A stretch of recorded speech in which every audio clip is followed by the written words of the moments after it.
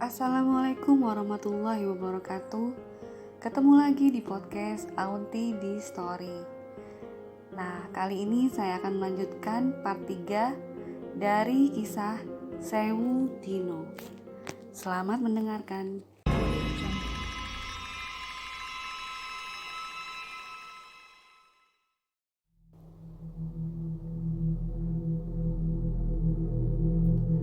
Sri begitu penasaran. Namun kali ini ia menahan diri. Sampai akhirnya pembicaraan itu selesai. Simbah mendekat. Saya akan pergi sama Sugi ke kediaman Kerasa. Tolong jaga tempat ini. Ingat ucapanku. Lusa mungkin saya baru pulang. Sri mengangguk, lalu memanggil yang lainnya. Mereka semua menatap satu sama lain. Ada keraguan di mata mereka bila mengingat kejadian sebelumnya. Namun tidak ada yang memprotes ucapan Simbah karena takut beliau akan marah lagi seperti sebelumnya. Malam itu ketika Mbah Tamin sudah pergi, Sri merasa ia harus memeriksa kamar beliau lagi. Ia tahu masih ada yang harus dicari tahu, termasuk teka-teki apa yang sebenarnya terjadi.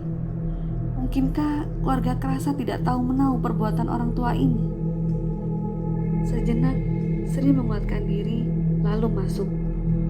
Ia membuka pintu, membiarkannya tetap terbuka.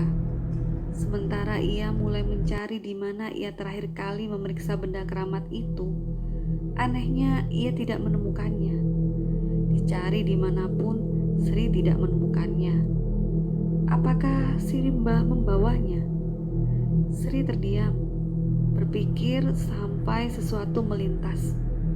Sesuatu seperti baru saja melintas di belakangnya, melewati kamar Mbah Tamin. Sri melangkah memastikannya. Ia tidak tahu menahu apa itu. Tiba-tiba mata Sri tertuju pada isi ranjang Mbah Tamin. Ia menduga benda itu ada di sana. Maka Sri mulai perlahan membukanya. Sri membuka semuanya. Namun ia tidak menemukan benda itu juga di sana.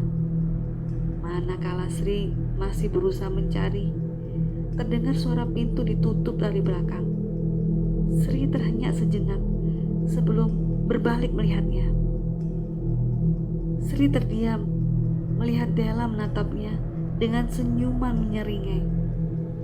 Masih anak kecil, berani sekali cari masalah, kata Della seraya tetap berdiri menahan pintu. Kepalanya menggedek ke kiri dan ke kanan seakan mertawakan Sri yang tengah meringkuk ketakutan. Kok bisa? Kata Sri. Ia tak kuasa gemetaran. Coba pikirkan, nak, kata Della. Kenapa orang tua itu membuka keranda ini lalu tidak mengikatku dengan benar? Rupanya untuk kamu ya. Manusia itu terkadang lucu ya. Sri terdiam. Ia tiba-tiba berpikir, apa Mbah Tamin sengaja membuka keranda itu? Sial. Harusnya Sri berpikir bahwa kepergian beliau bukankah sesuatu yang aneh. Namun untuk apa ia melepaskan makhluk ini? Della merangkak. Ia mendekati Sri yang sudah meringkuk. Namun aneh, si Della hanya melihat wajah Sri sembari tetap tersenyum. Kamu tidak akan mati, nak. Caranya membuatku malas mengambil nyawamu. Saya kasih sesuatu bila kamu ingin tahu sesuatu ada apa di sini. Sri masih diam. Ia tidak dapat berbicara banyak. Ketakutan sudah memenuhi seluruh badannya. Ada sebuah pohon beringin di timur tempat ini. Cari sebuah batu tertata, lalu buka isinya. Della berdiri, membuka pintu, lalu menutupnya lagi. Sri yang masih terjebak dalam ketakutannya perlahan berdiri. Melihat Della yang kembali tidur, tidak lupa ia menutup kerandanya, lalu ke kamar.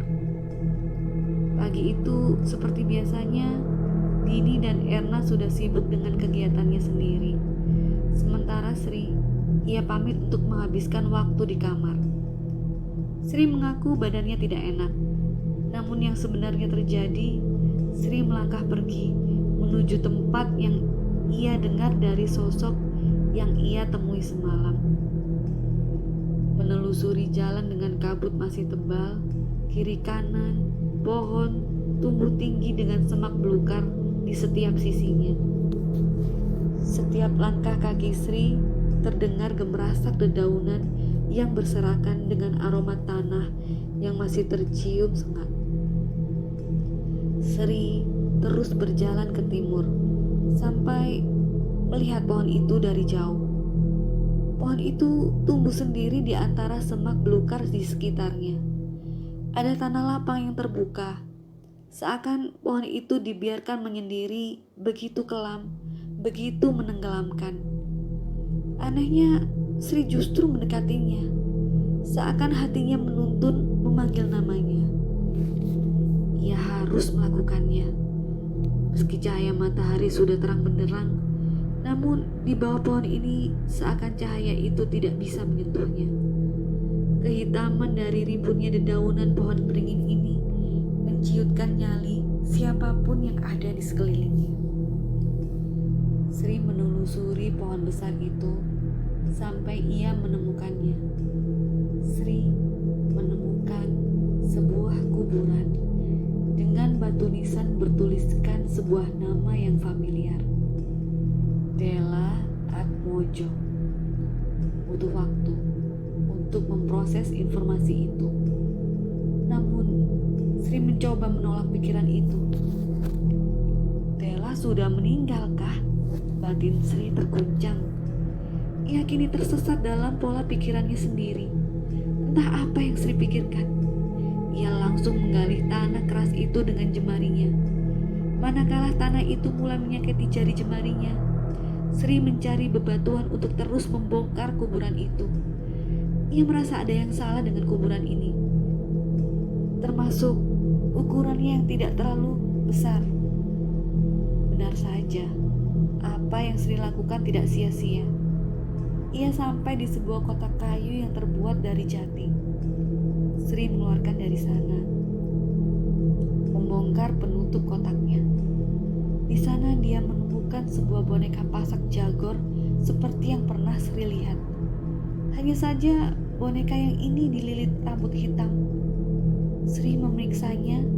Rambut hitam itu panjang melilit boneka.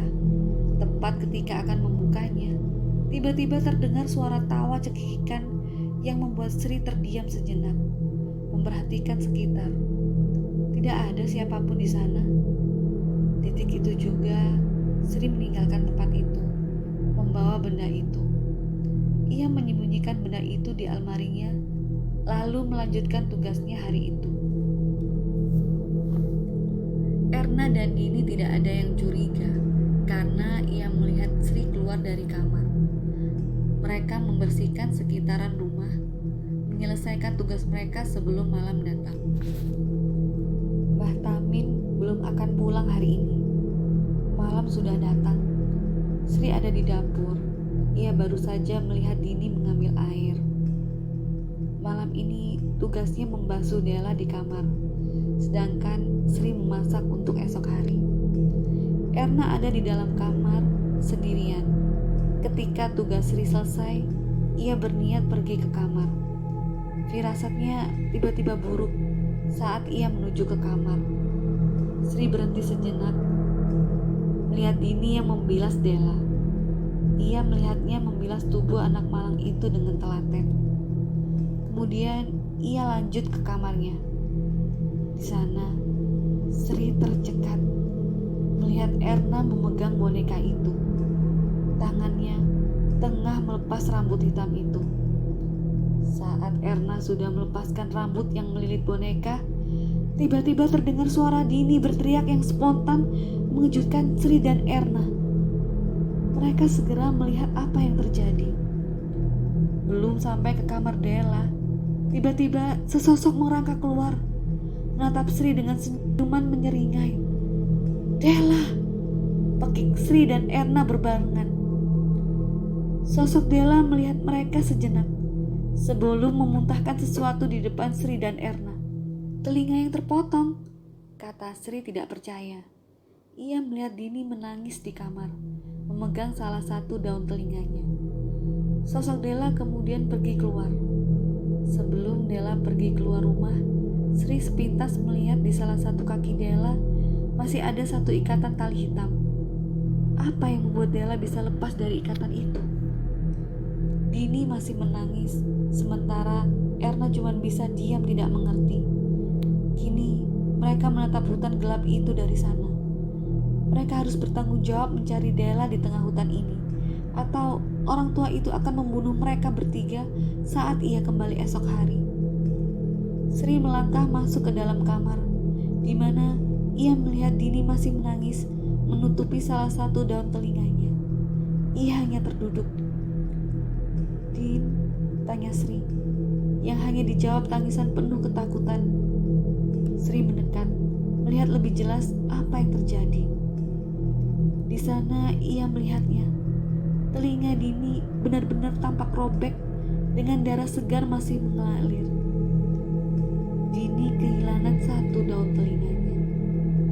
Tegangan semakin membuncah, manakala Dini tiba-tiba berujar sebuah kalimat yang Sri yakini sebuah pesan.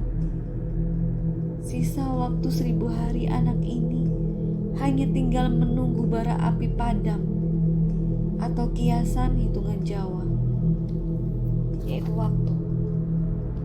Sri bangkit dari tempatnya, lantas melihat Erna yang masih tanpa syok. "Ayo, kita cari anak itu, mumpung belum jauh."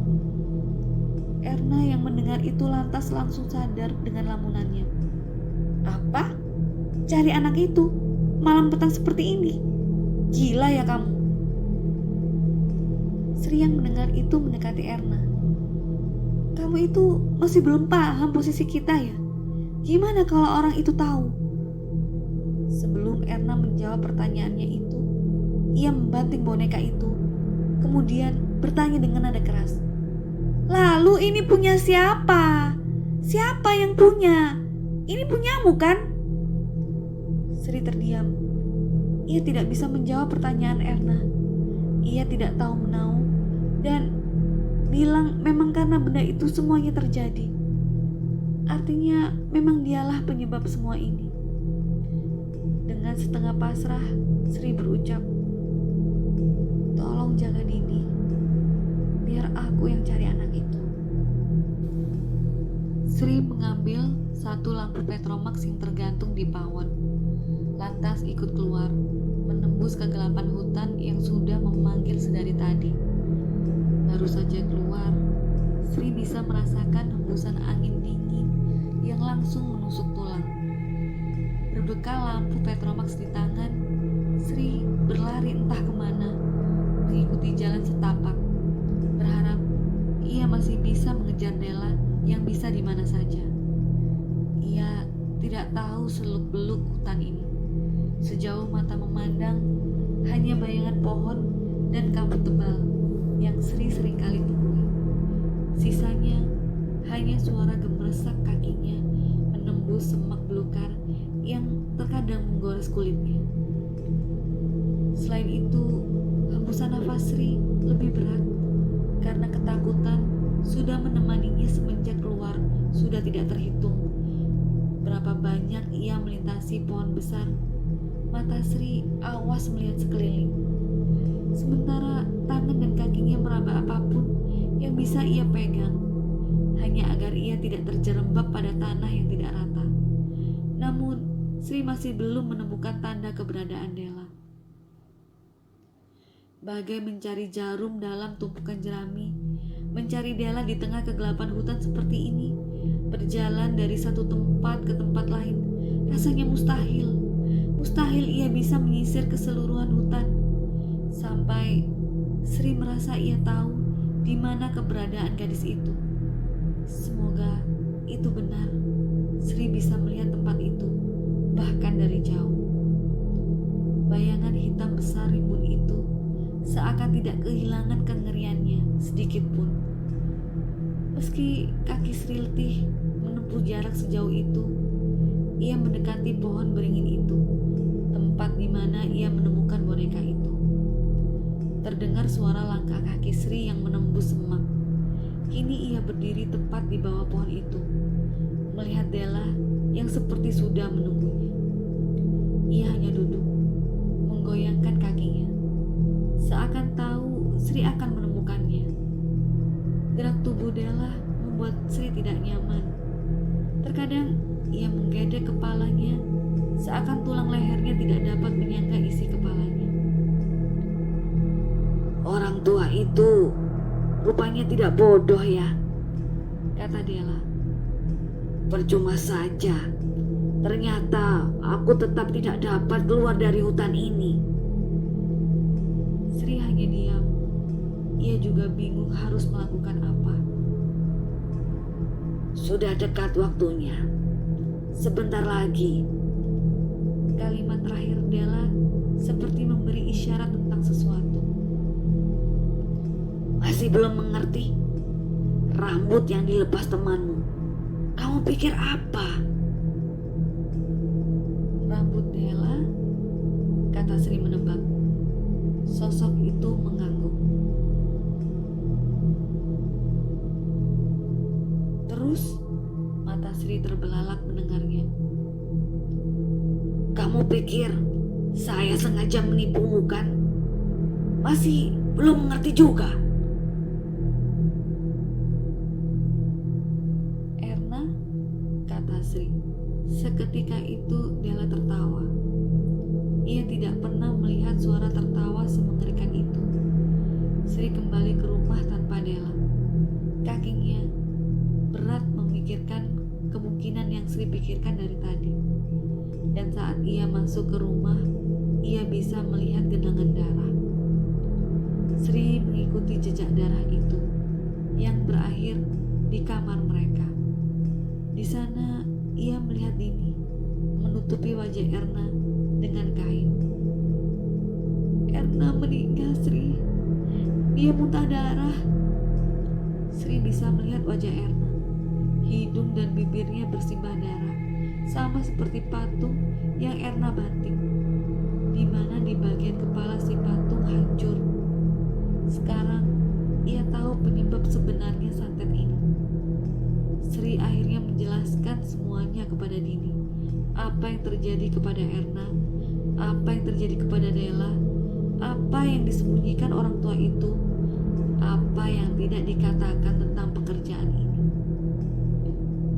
Semuanya berujung pada pemindahan santet saja. Karena mereka yang memiliki garis beton sama, Sri mengambil boneka itu, menunjukkannya kepada Dini. Boneka ini media untuk mencelakai Della. Diikat rambut Della sejak awal. Siapa yang berani membukanya harus siap menerima konsekuensinya. Santet si Della. Masalahnya, bila orang biasa yang melakukannya hanya mendatangkan kematian belaka. Beda lagi bila yang membuka boneka ini satu garis beton dengan Della. Ya, itu kita. Bisa membunuh, bisa meringankan beban untuk Della. Aku yakin bonekanya gak hanya satu, bisa 3 sampai 10. Aku tidak tahu. Tapi Erna sudah menjadi korban salah satu bonekanya. Tinggal kita. Bodohnya aku tidak mengerti kalau akhirnya Erna malah membanting bonekanya yang sudah jadi pengganti penerimaan santet itu.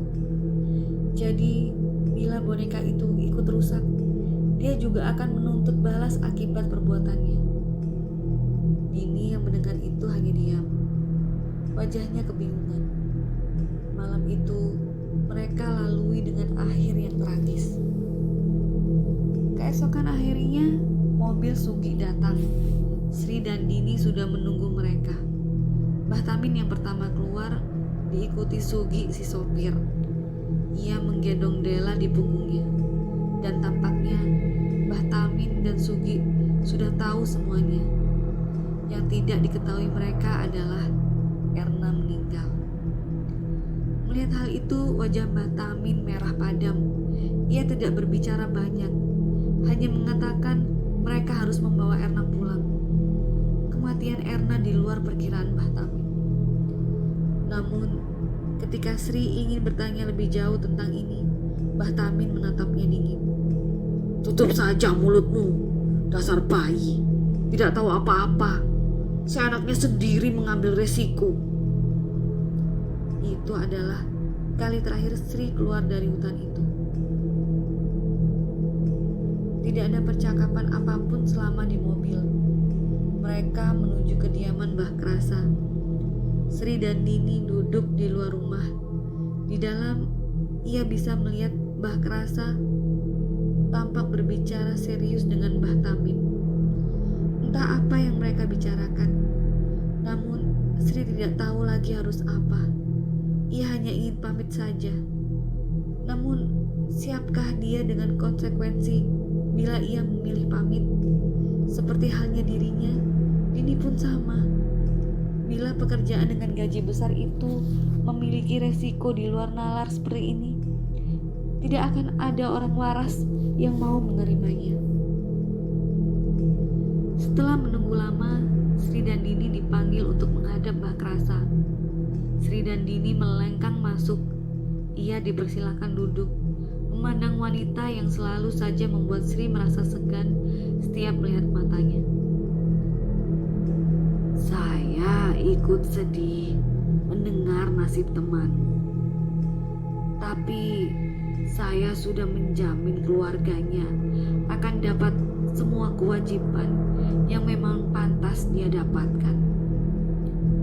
Sekarang katakan, apa yang ingin kamu bicarakan sama saya? Saya mau mundur. Mbah Krasa memandang Sri cukup lama. Ada jeda keheningan di antara mereka. Suasana itu sama sekali tidak mengenakan bagi Sri dan Dini. Sebelum Mbah Krasa tersenyum. Bisa, tapi aku tidak mau menjamin nyawamu ya Sri. Sri dan Dini melihat satu sama lain. Mereka tidak mengatakan apapun lagi. Bagaimana? Mundur? Tanya Mbah Krasa. Matanya mengintimidasi. Entah Mbah, kata Dini dan Sri bersamaan. Mbah Krasa mengangguk puas. Aslinya tidak perlu ada korban kalau kalian mengikuti apa yang Simbah katakan. Cuman butuh nurut saja. Apa susahnya dengerin orang tua? Mbah Tamin menatap Sri. Sri menyimpan sesuatu yang selama ini ia tahu, bahwa dalang dibalik semua ini adalah Simbah Tamin sendiri. Namun Sri masih merasa ia tidak memiliki bukti apapun. Mata Mbah Tamin seperti mengawasinya. Ia memberinya ruang leluasa untuk bicara dengan Mbah Krasa secara pribadi. Namun entah bagaimana sekelebat pikiran itu muncul, Sri lantas mengatakan apa yang ia temukan di kamar Mbah Tamin. Bahkan Sri menunjukkan boneka yang ia temukan di bawah pohon beringin, sebuah pesan dari cucunya, Della Atmojo.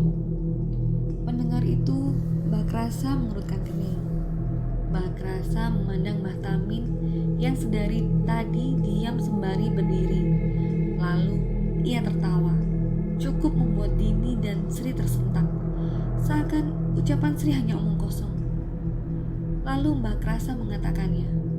Kamu belum cerita ke anak-anak ini apa yang sebenarnya terjadi? Ucap Mbah Krasa tenang. So tahu, kata Mbah Tamin. Beliau mengambil sesuatu di sakunya. Boneka yang sama, termasuk foto keluarga Atmojo. Sri terlihat bingung apa yang terjadi sebenarnya. saya ceritakan semuanya. Dengarkan. Tapi bila aku sudah cerita, apa yang akan terjadi sama kalian tidak akan bisa dicabut. Lantas, kalian harus nurut ya. Nurut sampai Della bisa selamat atau nyawa kalian tidak akan selamat seperti Della. Sri dan Nini masih diam mendengarkan. Santet 1000 hari itu namanya. Santet yang bisa membunuh garis keluarga besar melalui sukma anak terakhir atau keturunan terakhir. Keluarga Atmojo sebenarnya sudah memiliki musuh di mana-mana. Jadi, asal mula semuanya berasal dari sini. Saya sudah lengah mengawasi keluarga ini. Saya tidak pernah menduga sebelumnya bila Della akan menjadi korban santet model seperti ini. Dikarenakan santet ini adalah santet untuk para pendosa yang juga akan menghabisi keluarga yang mengirim santet ini. Suara Mbah Tamin terdengar keras, menahan dendam kesumat atas insiden ini. Media yang digunakan santet ini bermacam-macam. Salah satunya melalui boneka yang diisi rambut keluarga yang ingin dihabisi. Nasib Della sekarang ada di boneka ini sekarang. Masalahnya, saya tidak tahu di mana saja boneka itu ditanam. Dan ada berapa saya tidak tahu. Boneka yang kamu temukan adalah salah satu dari boneka yang saya temukan di rumah ini. Saya sengaja menanam boneka itu di sana, biar nanti saat waktunya tepat bisa digunakan untuk meringankan beban sakit Della. Ingat, waktu saya mengingatkan kamu jangan membuka pintu, tapi kamu tidak mendengarkan. Sebenarnya, keluarga yang mengirim santet ini masih mencari di mana keberadaan Della. Itulah alasan kenapa saya menyembunyikan di sana. Karena Della tidak akan bisa meninggal bila Sang Banarogo belum bertemu dengan Sengar Turi. Della belum bisa mati. Secara otomatis, santet ini belum akan menghabisi keluarga Atmojo. Siapa Sengar Turi itu? Yang sekarang bisa bangun sewaktu-waktu bila Della tidak diikat tali hitam itu. Jadi, tinggal menunggu waktu datangnya Banarogo buat mencari istrinya, Sengar Turi, yang ada di tubuh Della saat ini. Bila dia sudah menemukannya, keluarga Atmojo sudah tamat. Bagi Sri, apa yang baru saja diucapkan oleh Mbak Tamin persis seperti dongeng untuk anak kecil yang serba ingin tahu sebuah kenyataan dari dunia yang tidak dapat ia lihat. Rasa seperti kenapa ada hal-hal yang tidak masuk akal seperti ini. Namun, persepsi itu harus ia pertimbangkan lagi. Terutama saat Sri melihat wajah Dini.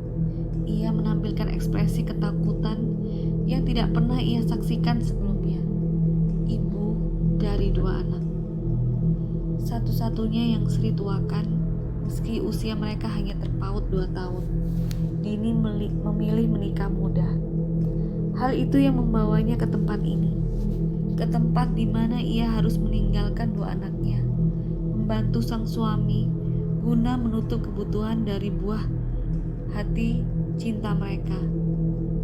Dini memilih diam, sembari menutup luka di daun telinganya yang harus ia relakan, di bibir Della atau mungkin Sengar Turi.